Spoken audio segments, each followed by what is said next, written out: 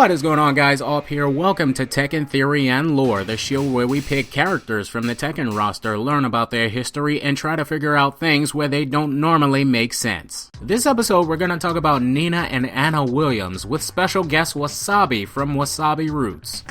Hi everyone. Have you ever wondered why these two want to kill each other? Why do they look exactly the same, whereas characters like Heihachi and Kazuya are clearly getting older? Why wasn't Anna in Tekken 4? Why hasn't Harada released Nina and Anna on the Tekken 7 roster yet? We start our story with a little game called Death by Degrees. While this game is non-canon, characters and or location names are important. You take the role of Nina while doing her missions as an assassin. While playing through the game, you come across flashbacks Nina has from her past, and we get to see Richard Williams, her father. And then he dies. However, the official Tekken story says that Richard died after Tekken 1 but before Tekken 2. At any rate, Richard had time to teach Nina assassination techniques while neglecting to also teach Anna. His wife, who we'll be calling Mrs. Williams, taught them both Aikido for self-defense. But Anna was the superior student. No one knows what their mother looks like, but it can be theorized that since Anna is brown-haired like her father, Mrs. Williams must also be blonde just like Nina. In the first Tekken game, a 20-year-old Nina receives a contract to kill the host of the Rave War, a series of death matches leading up to a tournament for $1 billion. Heihachi Mishima is that host. This later turns out to be Tekken, the King of Iron Fist tournament. The reason Nina's at the tournament is because she was kidnapped by an underground force, drugged by them, and then told to kill Heihachi against her will. The identity of the group is unknown, but it's most likely a crime syndicate such as the Mafia or the Yakuza. It would make sense to take out a large conglomerate like the Mishima Zaibatsu, as they have control over a rather large portion of the Japanese economy. Her sister Anna finds out that she's entering the tournament and decides to follow in her footsteps in order to settle a feud. However, come the end of the tournament, Heihachi is instead killed by Kazuya, or so he thinks.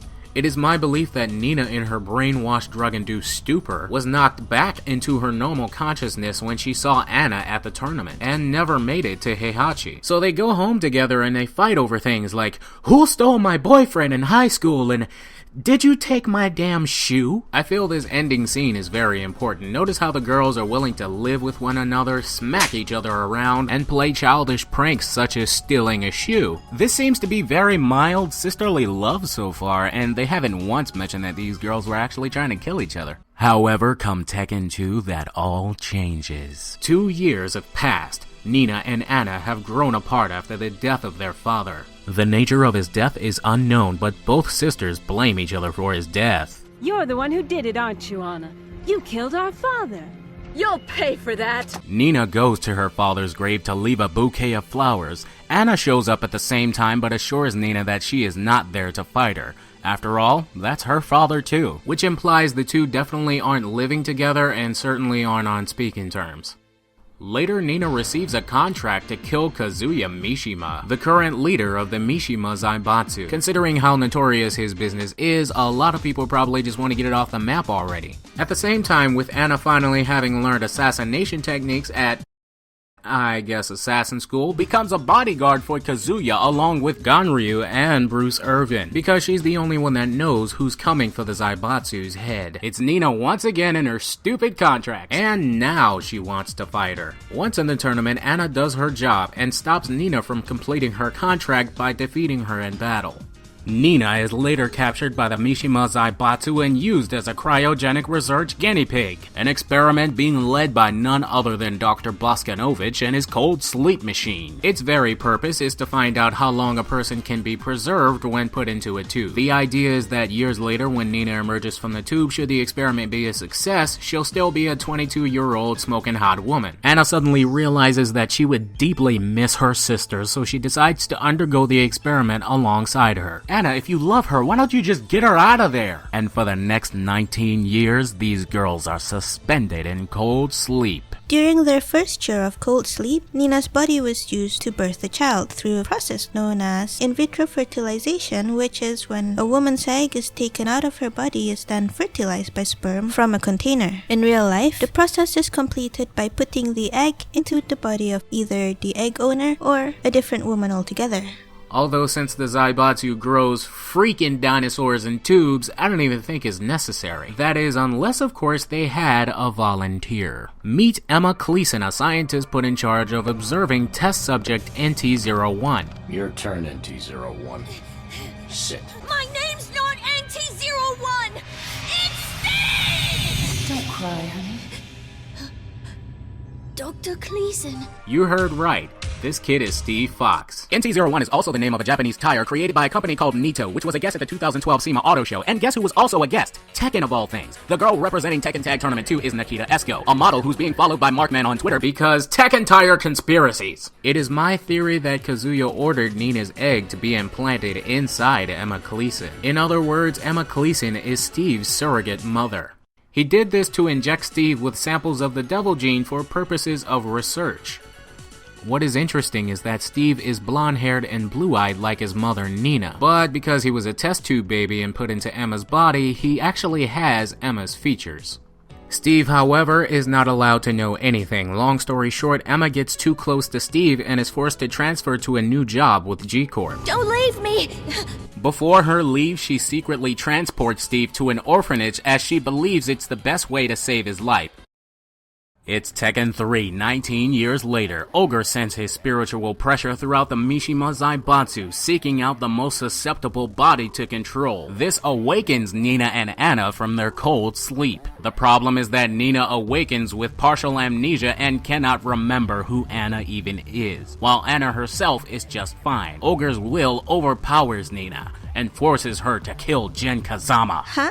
Wait, how does she even know who that is? I mean, she just came out of a tube. Well, you see, Ogre possibly killed Jin's mother or something, and he's using Nina's body to stop Jin from getting revenge on him. But that's what? The dumbest thing you ever heard? You mean it's not that one yokai monster you talked about in that video that turns into women and eats people's testicles? Okay, fine. Anna wants to stop her sister from continuing her life as an assassin, but wants to continue their rivalry. So she enlists Dr. B to attempt to restore Nina's memories, but it is unsuccessful. So next she tries bringing Nina to their father's grave, but ends up getting bitch slapped in the process. Now Jin Kazama eventually defeats the ogre, thusly removing the control over Nina. However, her memories do not come back. In Tekken 4, Nina gets a contract from a crime syndicate to kill a British boxer. With a little research, she finds out he'll be entering the King of Iron Fist Tournament 4. His name is Steve Fox, her son. Anna is not present in the game because Nina can't even remember who she is. Her entire purpose of getting back at Nina now means nothing. So she simply has no reason to go to the tournament, as when the last time they spoke, Nina probably told her, I never want to see you again.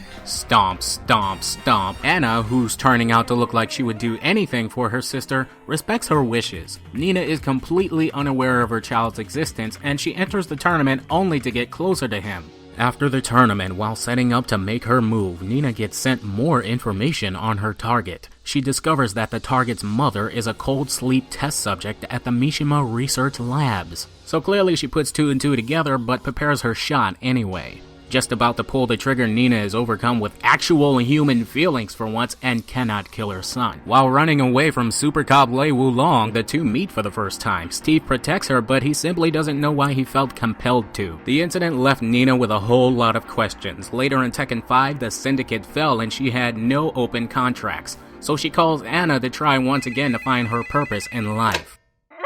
Hold on. Okay, wait. Slow down. I just got out of the shower. What are you even talking? Huh? Alright, calm down. Hey, Nina.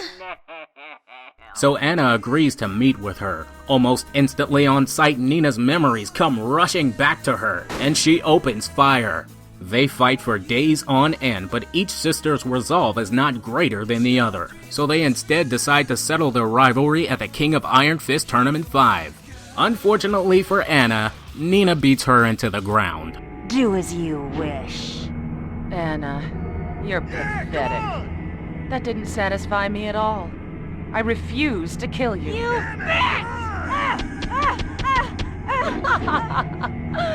Oh, that look is priceless. In Tekken 6, Jin hires Nina as his right-hand lady. Nina accepts because it's stable and reliable work. Anna, being unsatisfied with the outcome of their feud, gets word that Nina joined forces with Jin and the Mishima Zaibatsu. So she joins Kazuya, who is now head of G-Corp, the Zaibatsu's only competition, just so she can have just as much power and resources as her sister when they finally get to fight again. I believe what we have here is a story of jealousy, love, and confusion. Anna, being the younger sibling, has always felt the least favored in her family. All Anna wants is to be accepted by her family as someone equally as important. She may act all mean and dangerous, but it's all a cover because she feels so low. Then after the death of their father, these girls grew apart and Anna never felt like she had her proper place in the world. So she filled it with Nina, whom she idolizes, who's exceptional at everything except keeping a clear head. Nina won't give her a chance because she hasn't had the time to get her head straight. Her dad died, she was on drugs, she kills people every day, she was frozen and she lost her memory. She had a son she didn't know about that she tried to kill. I mean, she does not get a break. These girls don't actually want to kill each other. I think they're both so paranoid that they think the other sister is out to kill them, but they simply haven't had time to sit down and talk. But hey, that's just how family matters go when they're this complicated. I think Steve might be the only redeeming factor that finally brings these girls together. In all of the commotion and drama, he was the only good thing to come out of their feud. Another family member who just might be able to fill the void of blame, anger, and jealousy they've held on to for so long.